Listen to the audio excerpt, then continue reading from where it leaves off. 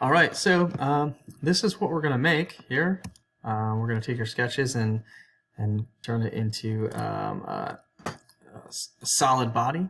This is 3D solid construction geometries.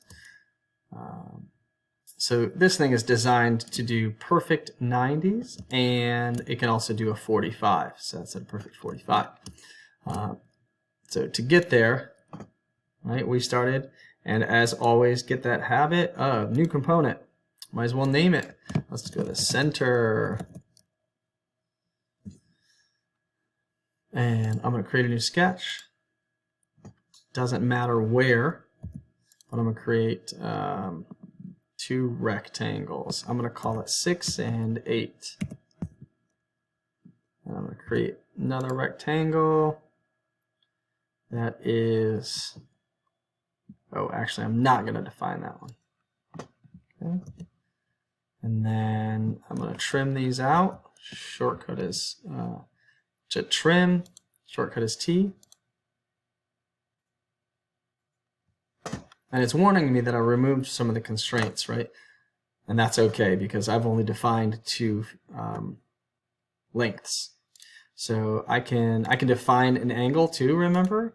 I can say, oh, well, I want that to be 90 degrees. It automatically is because of the previous constraints. There, that's vertical, and the other one is saying that that is always going to be horizontal. So if it's horizontal and vertical, it has to be 90 degrees.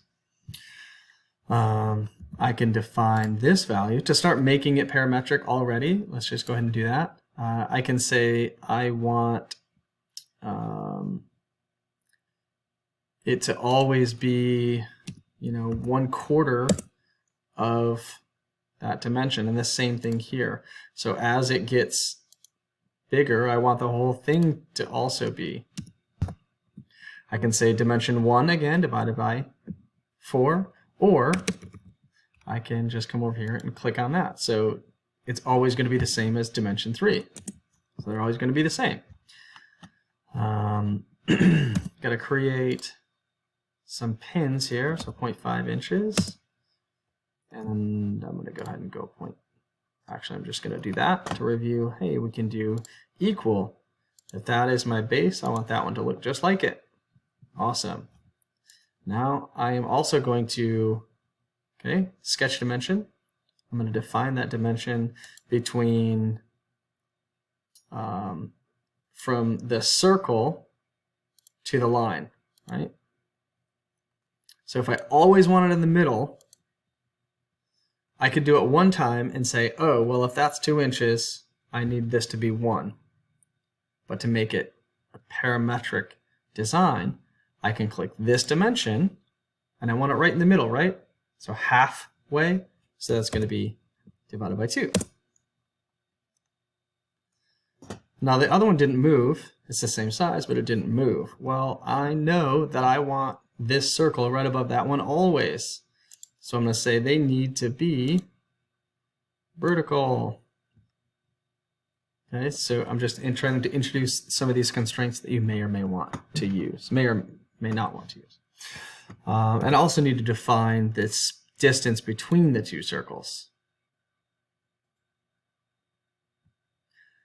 Now, if the handle length changes, I don't want my pins always to be 2.5 inches apart. I want them to be a function of that, right? So using that math term, a function of that. So if it's 6 inches and I always want them in the middle, so I'd want them, half that distance.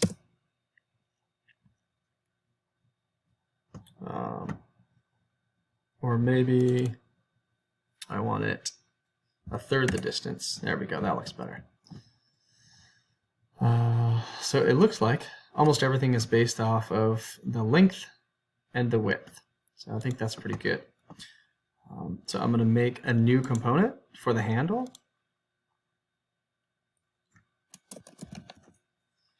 Create the handle. Now this one, it's not gone. It just kind of goes in the background so you can create your new drawing. And I'm going to do it on the same sketch plane. And to speed things up, I'm just going to project all the lines that I want, and I want all of these. So the great thing about that is if I change my original design, these lines are going to change too, and all I have to do is add one angle. So I can finish that sketch. Now I want to make it three-dimensional. So I'm going to go back active in the center. Okay. And now I'm going to extrude. I'm going to create, whoops, click happy, create and extrude.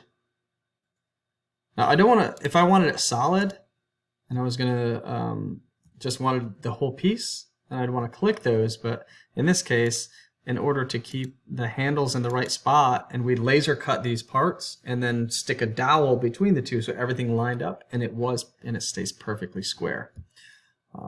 So let's say I want to make this thing, I'm going to make it 1/4 inch, some type of metal. And now I can go back to center to go active in my handle, and I'm going to extrude. And you see again, it's hard to choose. Right now I'm choosing the other component. I can make it disappear, and that makes it easier just to grab this. The other option is I can click and hold. Click and hold. So now I have the face of the three-dimensional object, or I can choose the original sketch profile, and that's what I want to do. I'm going to go 0.25 inches. Now that's going to extrude it right into the already existing handle. Now I can do that and then just move it, and that's what I'm going to do this first time. So I'm going to have a body inside of a body. Not great. But I can go active in the whole thing, and then I can move. Now there's multiple things here, so I can either move my centerpiece away, or I can move the handle up. So try to get a better view. So right now I'm trying to move it negative, so it's going down 1/2 inch. But my material, or what I'm going to make it, is only 0.25 inches. So if I just adjust that distance, now my model looks good. Now I'm going to do it the other way that I can extrude. So I can go back active in my handle, and I'm going to pan around and orbit, and I'm going to extrude the opposite direction. Now it says some components have moved. We want to capture that position. We're saying that where they are located, the models are important.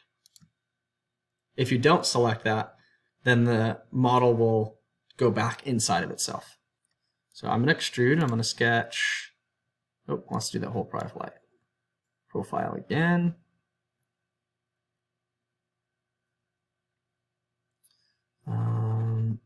Get rid of that center. There we go.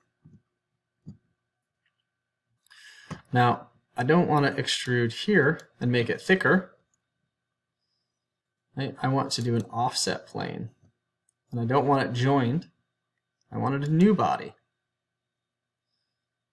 And so I want it to, the distance that I want it to be extruded, the depth of the material is 0.25. Oops. All right, so now we have the same thickness, but now it needs to be on the other side. So is that 0.5 or 0.25? It should be 0.25. So now we have two floating handles, and we add our center. We go active in the whole component, and we can see all of the pieces.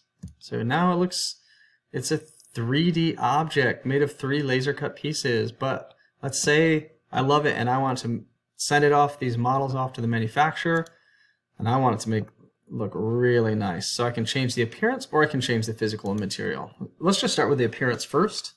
It won't give us any feedback on density or anything like that, but it'll give a good visible model. So let's go with some nice mahogany handles here. And now, so that's my wood, and then I'm going to do some nice, where's my metal? There it is. So if you have the little down arrow, that means you've never used that. So we can download this one of these. Right. Oh, maybe let's do gold. Yes. Gold? Yes. Oh yeah, that's high quality there. No, I don't like it. Let's go back to brass. Brass is classy. Oh yeah, that looks good. Now we've got a great model. It looks good. Awesome. Thanks, guys. We're going to share in class.